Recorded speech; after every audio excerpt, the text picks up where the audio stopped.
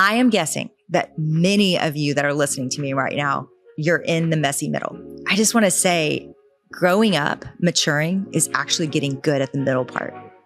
It's getting good at the mundane. It's getting good at the conflict. It's getting good at persevering through the parts where you want to quit.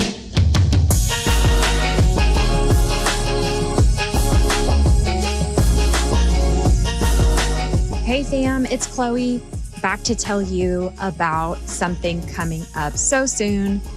If one night, Friday night, February 27th from 6 to 10 p.m. Central Time, we're going to go live from Dallas, but you can live stream it from anywhere in the world. And this year's going to be like insane, guys. Francis Chan, Jennie, of course, Jada Edwards, Matt Chandler, Chris Kane might pop in and do what Chris Kane does. Worship's going to be unreal. Again, going live Friday, February 27th from 6 to 10. But guess what? You get to host local groups for free all weekend. Go to iflocal.com. So iflocal.com and drop your name. And we're going to make it so easy. We're going to give you a step-by-step guide of how to host an If Local. We want you to be a part of it. It is like the most beautiful global family of women who all want Jesus' name lifted up. And we're serious about the Great Commission that Jesus has told us to go to the ends of the earth. I can't wait to see you there. So go to iflocal.com, iflocal.com. You can register for free. Why not? There's no reason why you wouldn't. Okay, today we are about to talk about one of my least favorite things, but it is going to help you. So stick with me.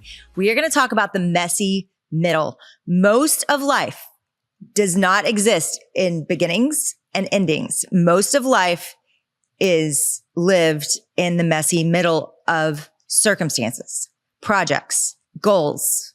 It's the hard middle. Nobody celebrates the middle. Nobody talks about the middle. You usually see the end and the product and the book complete or the relationship that's succeeding.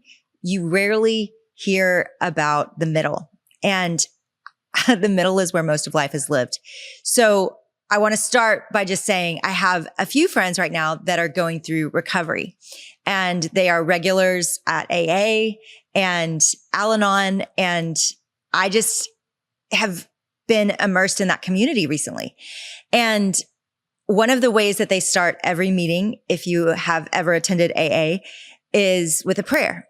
God, grant me the serenity to accept the things I cannot change, the courage to change the things I can, and the wisdom to know the difference. I am a fixer.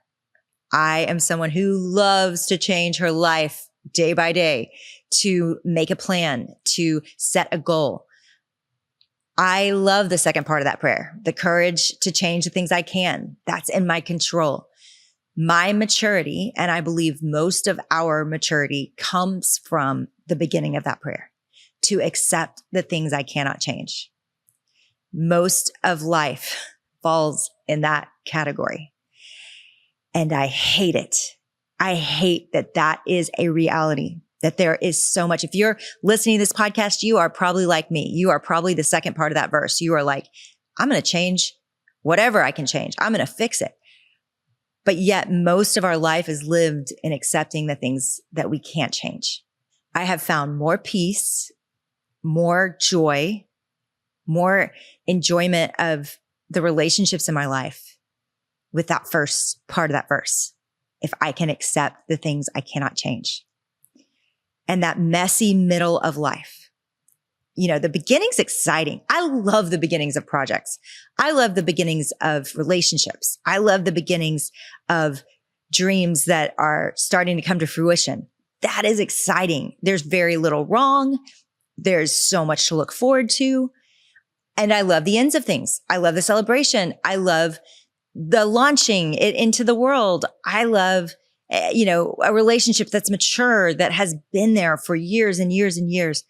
But the work between the beginning and the maturing of something, that is the messiest part. The conflict is in that part. The hard work is in that part. The returning of emails, all the parts that are not exciting are in the messy middle. And I just don't think people talk about that enough. I remember the first time I ever heard that phrase, it was Brene Brown, I believe, giving a TED talk about the messy middle. Or maybe it was just an interview.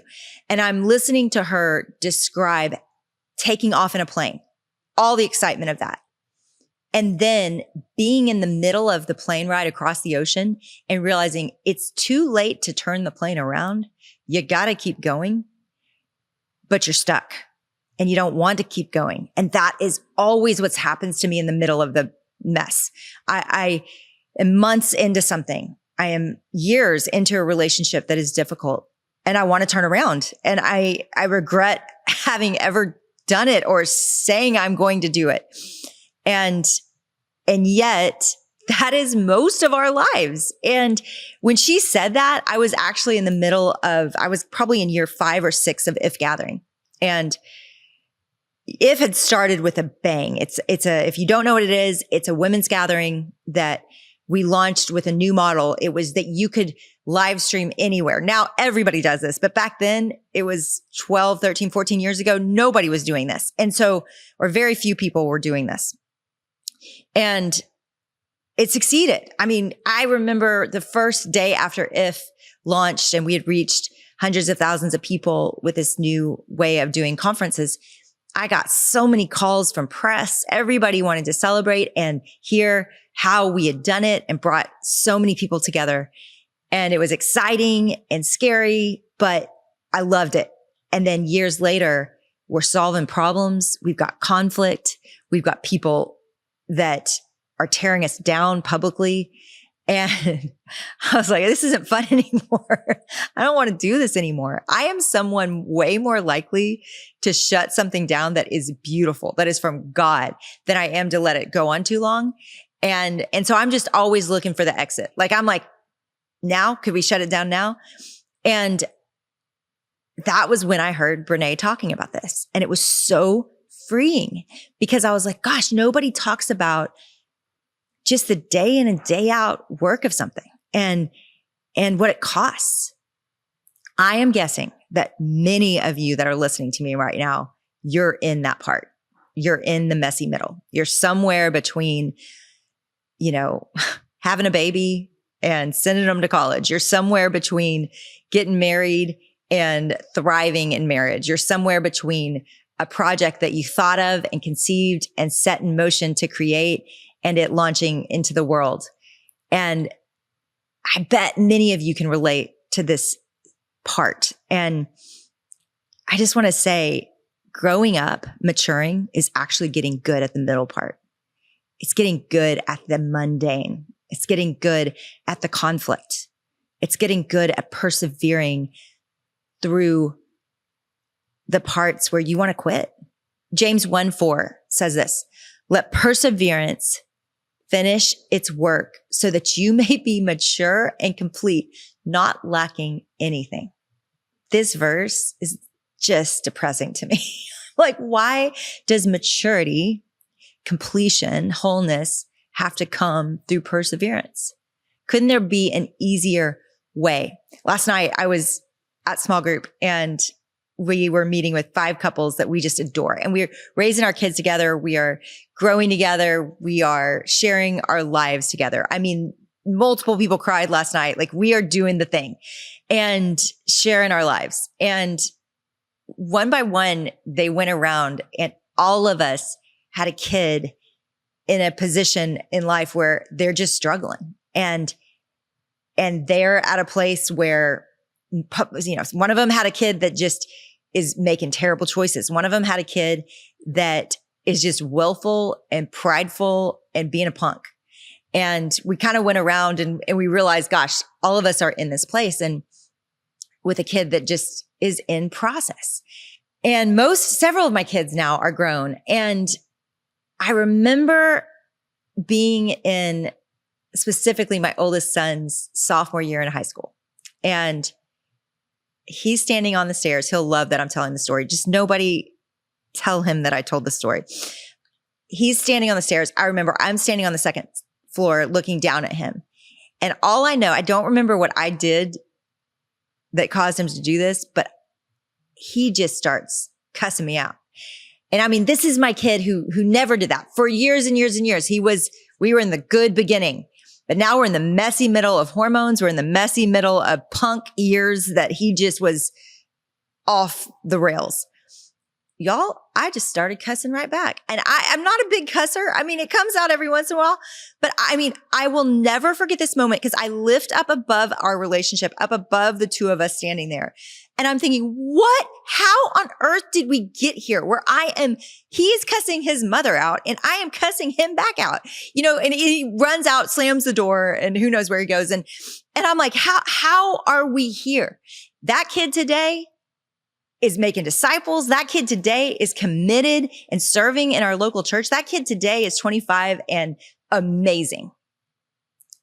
But we were in the messy middle, but there was nobody that said, hey, this isn't the end. Like, this isn't how he's going to turn out. This isn't how you're going to turn out. You're actually going to be an amazing mom to this kid again, but you're in the messy middle. And so what I pray that today does for you is it sets you free. It's not that you're going to fix something or change something that you can control. Likely it's that you're going to accept what you can't change. Now, I'm not saying I should have been cussing, and I'm not saying he should have either, but I am saying sometimes we're in the messy middle and it happens. And in the messy middle, you do what you can to get through the conflict, to make it right. You do what you can to obey and to control the things that you still can control. But there is a lot about the middle that is just hard. And you accept it. And you find peace with the failure in the middle. You find peace with the hormones that are going crazy in your kiddos. You find peace with not knowing yet what you should be majoring in and what you should be doing with your life. You find peace in showing up for work in a job you hate, but it's where you're supposed to be right now. You find peace in going to marriage counseling and it not being magic and it not fixing everything right away. You find peace in doing the work on this project that God's called you to, even though it feels like it's not going to change anything. It's not going to help anybody. You find peace in turning your business and making hard decisions and firing people and hiring people and doing the hard work that sometimes business requires of us. You do these things in the messy middle for the good of people and the glory of God. Tim Keller wrote a great book on work, and it's called Every Good Endeavor. And he talks about how even the most mundane tasks done to the glory of God, even the most mundane work that it feels like, how is this mattering for the kingdom? That it can matter because we're doing it unto God. I know for some of you, you're thinking your life is kind of flashy. Like, you're throwing up events that reach the world. You're doing a podcast that reaches a lot of people. You're speaking to big crowds. Your life's kind of obviously causing ministry to happen. And I would just say most of my life is actually in the middle. It is sitting alone at a coffee shop and putting out words that are past due that I need to get in. Most of my life is spent doing boring things to accomplish the bigger things that God's called me to, but they're boring moments. I mean, Gather was a 2.5, 3-year project that had a big bang at the end that reached millions of people. But every day leading up to that was phone calls, emails, conversations, travel. And I want you all to know this is the normal Christian life. Like, we're not judged by the best days. We're judged by the accumulation of obedient, faithful lives in the midst of the mundane. All of us have to get good at that and learn how to get out of bed, for crying out loud, and show up and do our best for things that feel small and insignificant. Let me share with you a few things God does with the messy middle, because the messy middle is not just something we survive. It's actually, I believe, where our character is formed. One of the things God does is he builds our character. He forms us in the middle. I quoted that passage in James that perseverance is actually growing us up. It's causing maturity to grow in us. And if we skip over the middle and just get the reward of the end and the reward of the thriving marriage and the reward of the kid that loves God and is killing it in life, we miss how God's growing us. we miss the part where we mature. Secondly, the middle trains us to trust. Proverbs 3, 5, and 6 says, trust in the Lord with all your heart and lean not on your own understanding. When we're in the middle and we can't turn back and we can't really see completely where we're going to land and how this is going to go. I mean, we could keep going and it mean failure. And when we're in the middle, there's a ton of trust that's required. I remember when Gather was months away and we did not have all our funding and we did not even know if the technology was going to work. We promised all these languages. We promised all of these things to the world that we were going to serve. We had 20,000 events registered and ready to host. We had YouVersion that wanted to put it out on their app and all of these partners that were going to share about it. And I'm thinking to myself, I don't even know if we can do this. I can't see where the plane is going to land and I'm terrified. Something about those moments cause us to trust and to pray and it's desperate, right? And so the middle is a good place for desperation. If we hop ahead to the reward and to what we know and that it succeeds, where do we need God? Like those are the places I have been in my bathroom on the floor begging God for help. It's been in the messy middle. So here's what I want you to do. I just want you to turn this off and to ask God, where am I in my life, in my marriage, with my family, possibly if you're single, with your friendships, with your extended family? Where am I in the middle of my work, of my projects, of my dreams? Name that place where you find yourself. And then write down what feels uncertain, what you're not sure about. And every morning, I want you to bring that to God. Like, okay, here I am again. Did it this morning. I prayed what John Eldredge taught me to pray on the Pause app. If you don't have the Pause app, it's something I do often in the mornings. And he starts every single day with the same prayer. I give everything and everyone to God. I give everything and everyone to God. And he says it over and over again. And every time it takes the fourth time, fifth time of him praying it that I finally in my heart, like release it. And then I would just say, don't be afraid to bring a friend into it. You're not alone.